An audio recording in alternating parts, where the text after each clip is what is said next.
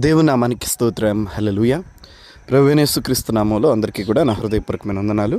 కొద్ది నిమిషాలు పరిశుద్ధ బైబిల్ గ్రంథం నుంచి ఎఫెసీ పత్రిక 6వ అధ్యాయం 1వ వచనం ధ్యానం చేద్దాం. ప్రభువునందు మీ తల్లిదండ్రులకు విధేయులయుండుడి. అలాగే నీవు భూమి మీద దీర్ఘాయుష్మంతుడగినట్లు నీ తల్లిదండ్రులను సన్మానించుము. చూడండి, మనిషి భూమి మీద కొన్ని నైతిక ధర్మాలను మర్చిపోతున్నాడు రాను రాను. తనకున్న వర్క్ బిజీలు కావచ్చు, ధన సంపార్జనలు కావచ్చు, మరి అనేకమైన బాధ్యతల్లో బడి కావచ్చు, నైతిక ధర్మం అంటే తాను కనీస బాధ్యతలు అవి. ఇక్కడ పరిశుద్ధ బైబిల్ గ్రంథం ఉంటుంది, ఈవెన్ తల్లిదండ్రుల గురించి కూడా దేవుడు మనకు నేర్పాల్సి వస్తుంది అంటే దాని అర్థం మనిషి ఎంత దిగజారిపోయాడో. ఇది ఇప్పుడే కాదు, ప్రారంభం నుంచి చూడండి. 10 ఆజ్ఞలలో ఒక ఆజ్ఞ ఏమని చెప్తా ఉంది? నీ తల్లిదండ్రులను సన్మానించు, దీర్ఘాయుష్మంతుడు అవుతావు అని చెప్పి దేవుని వాక్యం చెప్తావు. అంటే ఇది ఎందుకు చెప్పాల్సి వచ్చింది అంటే ప్రారంభం నుంచి మనిషి యొక్క బీజం ఎలా ఉంది అంటే తల్లిదండ్రులని సన్మానించని విధముగా, విధేయత చూపని విధముగా, తన బాధ్యతలను గుర్తించని విధముగా, తనకివ్వబడిన కనీస బాధ్యతలను మనిషి మర్చిపోయే వ్యక్తిగా కనపడుతూ ఉన్నాడు.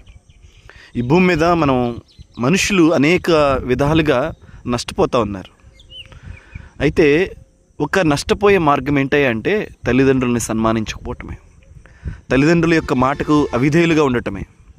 అందుకనే దేవుడు మనిషి యొక్క అజ్ఞానాన్ని గుర్తించి దీన్ని ఒక ఆజ్ఞగా దేవుడు రాయిస్తున్నాడు. నీవు భూమి మీద దీర్ఘాయుష్మంతుడు అవ్వాలంటే, అంటే నీ రెస్పెక్ట్కి నీ ఆయుష్కి ఎంత సంబంధం ఉందో గమనించారా?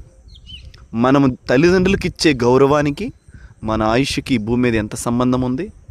ఆమేన్. దేవుడు సర్వం ఎరిగినవాడు కదా.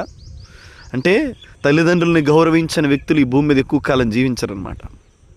ఇవన్నీ చదువుతూ ఉంటే భయం వేస్తుంది.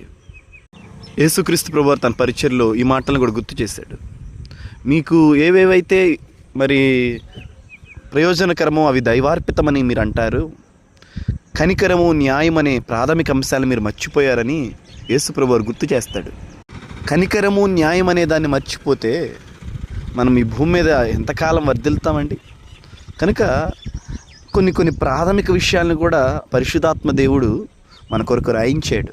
మీ తల్లిదండ్రులకు విధేయులుగా ఉండండి, మీ తల్లిదండ్రులను సన్మానించండి, తద్వారా భూమి మీద దీర్ఘాయుష్మంతులు అవుతారు. ఆమేన్. సో ఈ బాధ్యతల్లో కూడా మనం నమ్మకంగా ఉందామండి. అఫ్కోర్స్ దేవుడు మనకు తండ్రి, ఆయన తండ్రి కాబట్టే ఆ బాధ్యతలను మనకు గుర్తు చేస్తున్నాడు.